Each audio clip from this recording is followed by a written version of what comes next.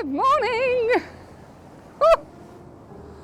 Well, why do I ever believe the forecasts?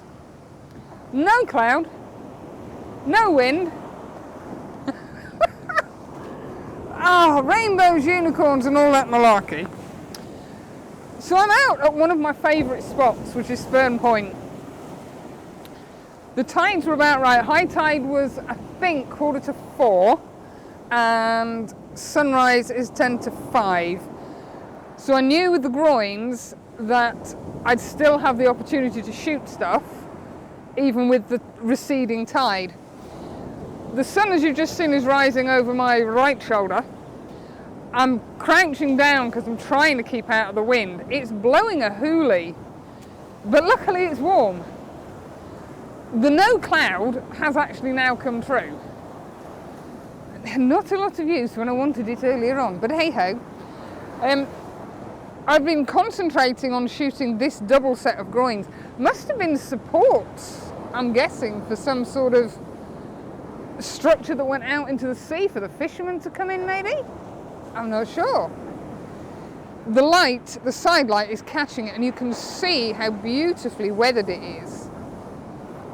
I've been shooting with the 11-16 Takina, and I've been out as wide as I can get. I've been using these thicker groins as a shelter to try and shield the camera from the wind. I've only been doing shutter speeds of 1 second to 2 seconds, trying to get the dragging motion as the water goes back into the sea. Composition wise, I haven't really given it much thought, which sounds really bad. I've had the groins coming in from the right, I've shot down the centre of them, and I've shot from the other side with them coming in from the left. Concentrating on getting this bulky one in, because it's the only one that has horizontal slats. And I'm quite pleased, I think. Got some beautiful light, some beautiful wave action. And that's all I wanted this morning. I knew it was going to be a very short window of time to shoot here, because without cloud, the colour of that sea is just disgusting. When we've got a bit of cloud and the sun lights it up, it reflects back onto the water and brings out the gorgeous aquatones that I think I've managed to capture here once. When we've got no cloud and there's nothing to light up, the sea is just the murkiest, greyest colour ever. Grey? Grey-brown. It's foul. You can tell by the waves it is very breezy out there, which is good in some respects because it means it's pushing the waves up the beach for a lot longer period of time than it would do normally on a receding tide. I have had the 0.6 medium grad and a 6-stop on because I knew that with the type of sky we've got, in order to capture that dragging motion, not blow everything out, the 6-stop would work a treat. But I think there's going to be very little in the way of talking from here, simply because the wind is just everywhere, and very little in the way of images. I wanted to shoot a subject further down the beach, but the wind was just so bad that I wouldn't stand a prayer. Even doing a short exposure, I think the wind would have knocked the camera. So I've come down here, and there's a row of groins, and they're giving me a little bit of shelter from the breeze. And that's about it so far. I'm going to try and wander down there because I've seen some more subjects, but I really don't know what the wind is going to be like when I get further down there. I was hoping it was a bit more of a curve, so the wind would go that way. We've got a northerly wind today, and it's properly northerly. Walking down it was great, 90 miles an hour, because I've got a following wind. Going back is going to take me twice as long because I've got a headwind. But there's always something to shoot, and that's the main thing. Oh, it's a sign of getting old when you can't get up. Oh, that sun's bright. I haven't wandered down the far side, and no idea if you can see me, by the way, because the wind is just going to be ridiculous. It seems to be getting worse instead of better. So I've just popped the 17-55 on, changed composition slightly. I'm shooting out at the bottom end of the groins. There's two that are listing quite severely to the right, and the rest of them are sort of upright. With the sun coming in, as you can see, which is why you can't see me, I should be in silhouette, I am here. It's illuminating the greens, excuse me, of the algae and the seaweed on the groins themselves. So I'm shooting at f9 and 30 seconds. I've stacked the filters. Not something I'm overly... Oh, maybe that's better. I haven't stacked the filters in a while. I normally just use a 0.6, either a soft or a medium grad, or I'll use the reverse. But as I say, the colour of that water is disgusting, and the sky is actually quite bright. So I've been trying to even it out. There's no point in putting the polarizer on because of the angle the sun's coming in at. Normally I would use the polarizer to try and minimise the difference between the sky and the water. But I'm fairly certain we're not at the right angle. That's better. Right. I put the reverse grad on and did a shot and thought, oh yeah, okay, don't mind that.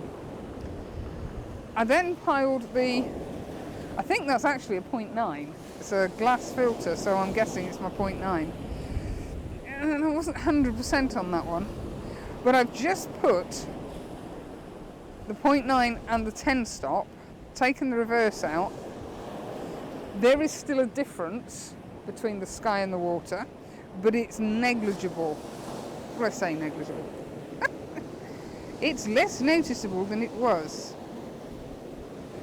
And it's just a case of positioning it correctly. I've got 30 seconds on the clock. I'm back down to ISO 100.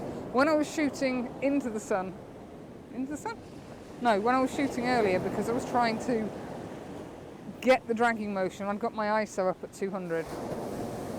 That enabled me to let more light in, reduce the shutter speed, get the same effect.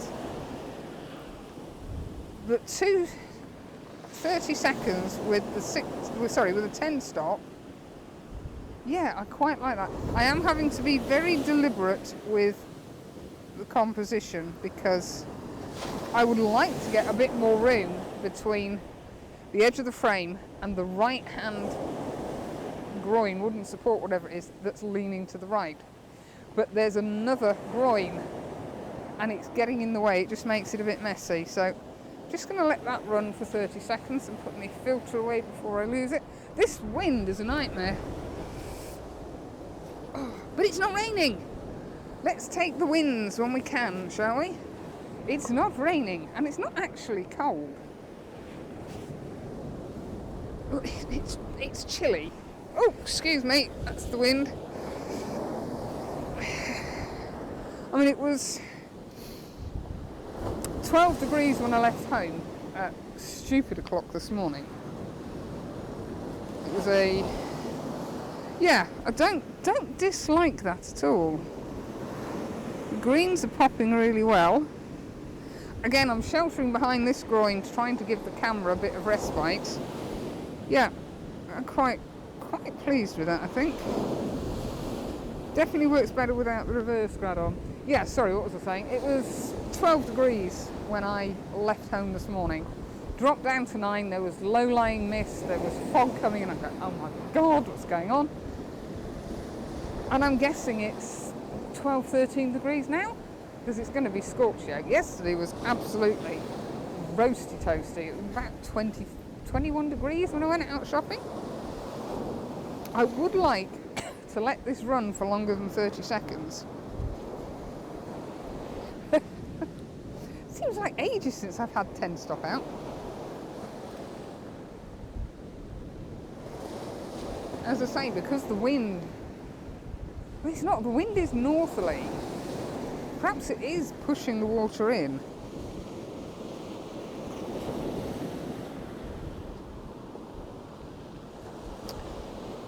One of these days I'll get the hang of this screen.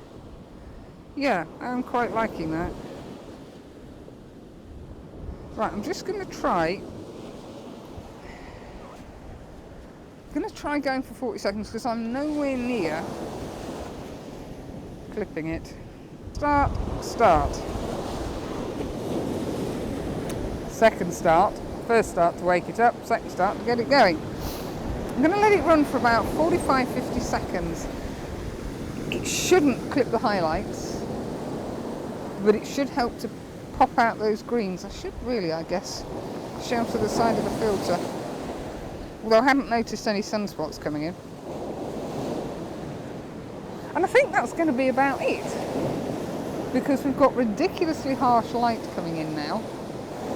And that's not my idea of fun. So I think I'm going to make this my last shot and head home. It was a 1:30 alarm call this morning. Let it run for a little bit longer on here because it took me a couple of seconds extra. 55 seconds. Yeah, that's not blown any highlights. And again, it's helped to minimise the difference between the sky and the water. And those greens look beautiful. It's just going to be a very small amount of cloning to do on the right hand side. I'm just getting that odd groin in. Yeah. In fact, let's just have a look at the histogram. No, I'm still not over. So, shall we do one more? We'll let that run for about 1:10. Yes, it was a 1:30 alarm call. I left the house at 2:05. And Google Maps had said I would get here for... said it was going to take 2 hours and 1 minute. When I put the sat-nav on, it said 1 hour and 46, which actually turned out to be quite handy because the M62 junction was closed, so I had a 7-mile detour. It would have been a 14-mile detour, 7 miles there and 7 miles back. So I still got here at 4:05. And I sat in the car for half an hour because you couldn't see your hand in front of your face. Oh, well, given that the wind seems to be increasing and there is not a cloud to be seen apart from that one up there, which is scudding along quite nicely. But the direction I'm shooting, there's a haze on the horizon and then we've got a blue sky. I'm going to call it a wrap, I think. I'm going to go home and immerse everything in the shower because from about 3 minutes after I got here, I could feel everything getting sticky with the spray off the sea. So everything's going to go in the shower. Probably going to strip both the tripods down, give the camera a good wiping off with alcohol wipes, clean my filters, and probably go back to bed, have an old person's nap.